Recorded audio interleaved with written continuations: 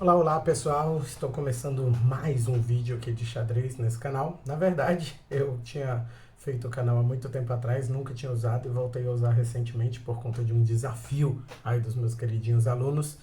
E aí eu falei, não, beleza, vou dar uma força aí para vocês, vou fazer uns vídeos diferentes para a gente poder aprender mais, para a gente poder ter outros caminhos, outros meios aí também. Quem não for meu aluno também pode assistir, pode aprender, pode conhecer mais um pouquinho sobre esse mundo maravilhoso do xadrez. E eu vou comentar hoje sobre a história do jogo de xadrez, como foi que ele surgiu. Na verdade, são algumas lendas, algumas histórias, porque ninguém sabe ao certo como surgiu o jogo de xadrez, só sabe que ele é muito antigo. E para contar essa história, eu vou usar um livrinho que, claro, eu particularmente gosto muito. O nome é Meu Livro de Xadrez. E esse livro de xadrez foi escrito por mim. Fui eu que escrevi em parceria com meu grande amigo Wellington Mello, o tio El, da Mearas Escola de Xadrez. E esse livro ele começa justamente contando sobre a jornada de um aluno que chega no seu primeiro dia na escola, tá aí a escola com essa cabeça de livro. E quando esse aluno chega pela primeira vez na escola, ele vai conhecendo seus colegas, vai conhecendo o professor de xadrez, o professor bem altão, vocês estão vendo que ele é tão alto que não cabe nem direito na tela. E aí, nessa primeira aula, o professor se apresenta e ele comenta um pouco sobre o que é o jogo de xadrez e que não existe uma certeza sobre o início da sua existência, mas conta-se que a lenda do xadrez fala que era uma vez um rajá.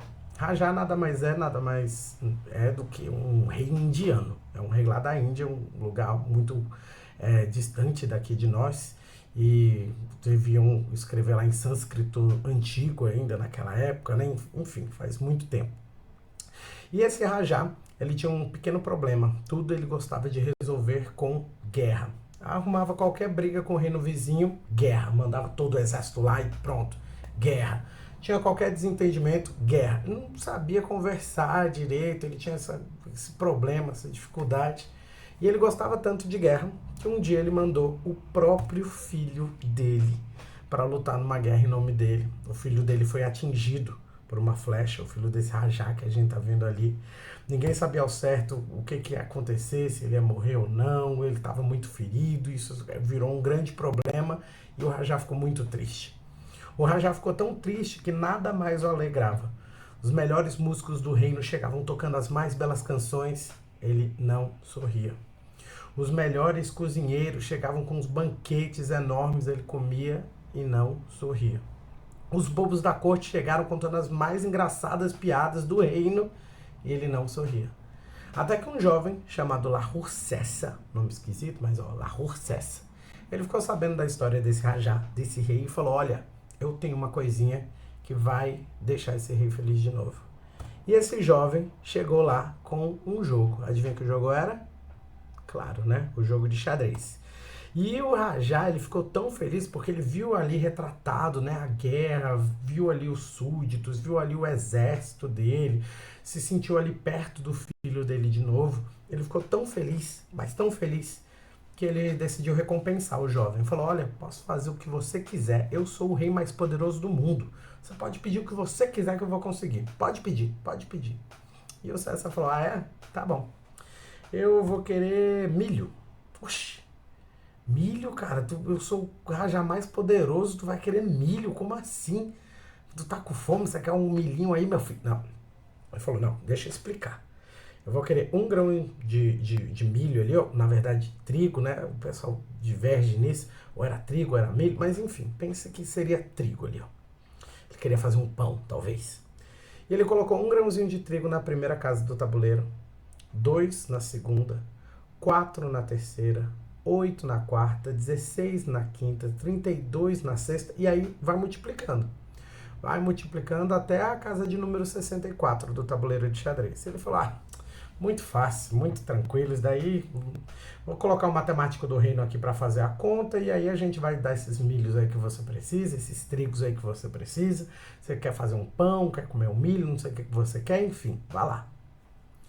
Resultado, quando os matemáticos do reino dobraram, né, até chegar na última casa, a casa de número 64, eles perceberam que daria para cobrir o mundo inteiro de trigo, né? Era trigo para tudo quanto é lado, trigo, né? Trigo até não poder mais, ia ser uma montanha gigantesca de trigo, ia ser muito trigo, né? Uma forma de dizer que daria para cobrir o mundo inteiro de trigo, de tanto trigo. Ele falou, não tem como cumprir essa promessa. E aí, o Lauro César, ele falou que ele sabia, né, disso. Ele sabia que não ia ser o caminho todo de trigo até chegar em todos os lugares. Imagina, você tá vindo para a escola, quer que tem o caminho no caminho inteiro. O que que tem? O caminho inteiro, trigo. Aí você chega no cinema, o que que tem lá? Para comer tem trigo. E o nome do filme é Barbie no Mundo do Trigo. E o One Piece, no One Piece, o Luffy lá tá velejando num barco de trigo, num mundo de trigo. Não, ninguém merece, pelo amor de Deus. Vamos até parar de pensar nisso. E aí, pela primeira vez, o Rajá ele viu que ele não seria capaz de cumprir aquela promessa. Mas ele ficou muito feliz. Porque ele percebeu algumas coisas. Primeiro, que ele poderia resolver as coisas sem, né, necessariamente só guerra, né, só esse tipo de coisa. Daria também para resolver as coisas no diálogo, ou quem sabe numa partida de xadrez. E ele percebeu que ele não poderia prometer as coisas, às vezes, sem que ele pudesse cumprir, né? Então ele ficou muito feliz, chamou o Lahur Cessa para ser seu primeiro vizir, que é uma espécie de conselheiro, um ministro, e viveram felizes para sempre. Esse final aí é só para, né, deixar com mais cara de lenda mesmo. No restante do livro, a gente fala sobre o primeiro jogo de xadrez, que era um jogo muito diferente, o nome dele era Chaturanga. E esse primeiro jogo de xadrez tinha os peões, mas também tinha barco, tinha o cavalo, tinha o rei, mas também tinha elefante.